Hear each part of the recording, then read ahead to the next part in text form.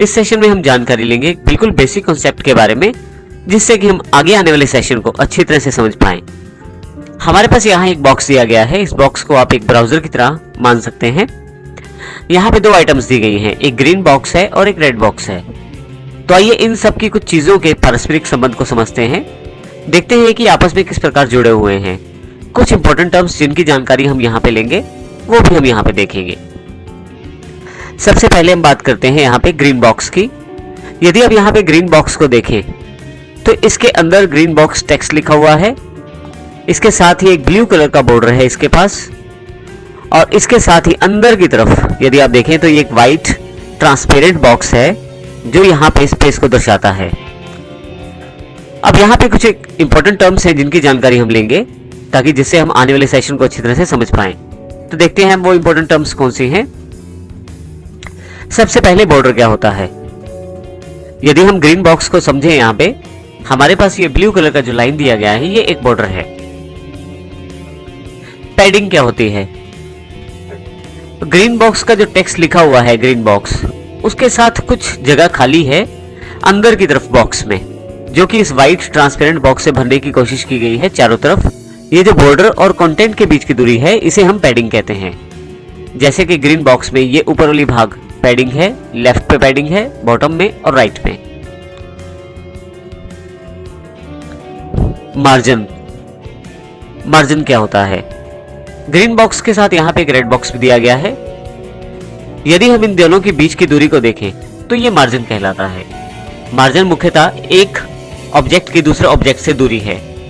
जैसे यहाँ पे ग्रीन बॉक्स जो है, अगर हम इस बड़े बॉक्स को ब्राउजर समझें तो टॉप से कुछ मार्जिन इसके पास अवेलेबल है और लेफ्ट से कुछ मार्जिन इसके पास अवेलेबल है। इसी तरह से यदि आप इसको समझें रेड बॉक्स को, इसमें ग्रीन बॉक्स और रेड बॉक्स के बीच में कुछ मार्जिन है। रेड बॉक्स से लेकर राइट हैंड साइड पे दिया गया जो बॉर्डर लाइन है, जो कि ब्राउजर का बॉर्डर लाइन है, उसमें भी कुछ मार्जिन है। लेफ्ट साइड वाला लेफ्ट मार्जिन कहलाएगा, राइट साइड वाला राइट मार्जिन, टॉप की तरफ वाला टॉप मार्जिन और बॉटम वाला बॉटम मार्जिन कहलाएगा। तो इसका अर्थ ये हुआ कि पैडिंग जो है वो अंदर की तरफ रहती है कंटेंट के साथ।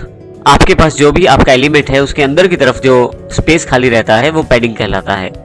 तो इसका अर्थ ये हुआ कि बॉर्डर के अंदर की तरफ जो स्पेस खाली रहता है वो पैडिंग कहलाता है, परंतु बॉर्डर के बाहर की तरफ किसी दूसरे एलिमेंट से जो स्पेस खाली रहता है उसे हम मार्जिन कहते हैं।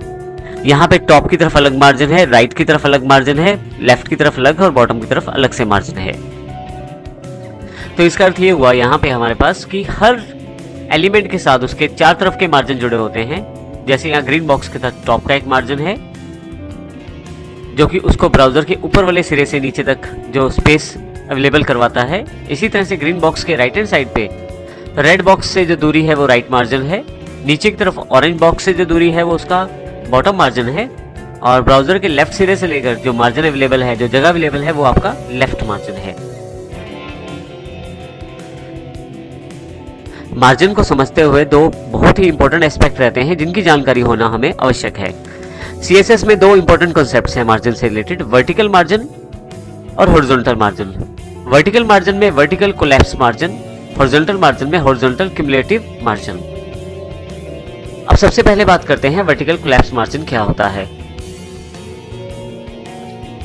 जैसा कि हमने देखा कि ग्रीन बॉक्स के चारों तरफ मार्जिन अवेलेबल है।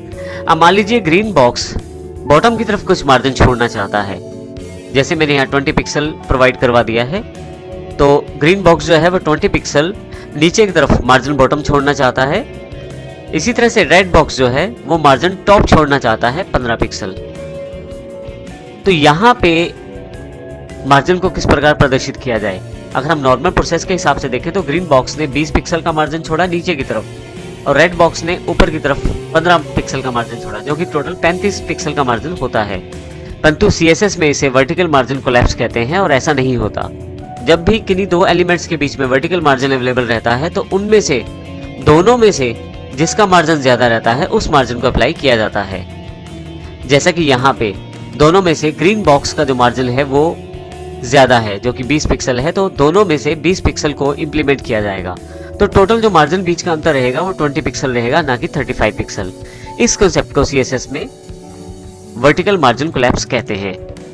परंतु हॉरिजॉन्टल मार्जिन को कैलकुलेट करते समय ऐसा नहीं होता। तो आइए उसको भी देखते हैं हम। जब हम हॉरिजॉन्टल मार्जिन छोड़ते हैं तो उसमें हॉरिजॉन्टल क्युमुलेटिव मार्जिन बन जाता है, अर्थात मार्जिन जुड़ जाता है। उसमें किसी भी तरह से बड़े और छोटे को ध्यान नहीं दिया जाता। आइए देखते हैं हम यहाँ पे। इस एग्जांपल से हम ये समझ सकते हैं, ग्रीन बॉक्स जो है वो राइट की तरफ मार्जिन 20 पिक्सल छोड़ना चाहता है और रेड बॉक्स जो है वो मार्जिन लेफ्ट की तरफ 15 पिक्सल छोड़ना चाहता है। तो 20 और 15 35 पिक्सल का मार्जिन हमारे पास यहाँ अवेलेबल हो जाता है हॉरिजॉन्टली। इसको हम हॉरिजॉन्टल क्युमुलेटिव मार्जिन कॉन्सेप्ट कहते हैं। तो यहाँ बड़ा इंपॉर्टेंट है ये ध्यान रखना कि जब भी हम वर्टिकल मार्जिन की बात करते हैं तो मार्जिन कोलैप्स होते हैं। दोनों एलिमेंट्स में से जिसका मार्जिन ज्यादा होता है उसको ही कंसिडर किया जाता है CSS के द्वारा। और जब हम हॉरिजॉन्टल मार्जिन का प्रयोग करते हैं तो यहाँ ध्यान रखने वाली बात है कि क्युमुलेटिव मार्जिन रहता है, दोनों को जोड़कर मार्जिन स्पेस अवेलेबल करवाया जाता है। अब दो इंपॉर्टेंट एस्पेक्ट और देखते हैं हम यहाँ पे। फोर्थ नंबर है कंटेंट विड्थ और फिफ्थ नंबर है कंटेनिंग विड्थ। आइए इन दोनों के अंतर को समझते हैं। यहाँ पे हमारे पास ग्रीन बॉक्स जो दिया गया है उसका साइज 40 पिक्सल है। ग्रीन बॉक्स से रेड बॉक्स के जो बीच की दूरी अर्थात मार्जिन है राइट हैंड साइड पे वो 20 पिक्सल है। अब यहाँ पे कंटेंट विड्थ क्या होती है, जो आपके पास एलिमेंट ने एक्चुअल स्पेस पिक किया है वो उसका कंटेंट विड्थ कहलाता है। जैसे ग्रीन बॉक्स ने यहाँ पे 40 पिक्सल स्पेस ऑक्यूपाई किया है हॉरिजॉन्टली। परंतु अगर आप किसी और एलिमेंट को लगाना चाहते हैं तो आप कुछ मार्जिन देने के पश्चात लगाते हैं। जैसे 20 पिक्सल के बाद मैंने इसको यहाँ रेड बॉक्स को लगाया है। तो इसका अर्थ ये हुआ कि ग्रीन बॉक्स जो है उसका containing width 40 pixel plus 20 pixel अर्थात 60 पिक्सल है।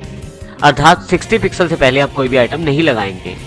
तो कंटेंट विड्थ हमारी उस बॉक्स का एक्चुअल साइज है जो कि ग्रीन बॉक्स का 40 पिक्सल है, और कंटेनिंग विड्थ जो है वो उसके मार्जिन के साथ जोड़कर निकाली गई विड्थ है जो कि यहाँ पे 60 पिक्सल है।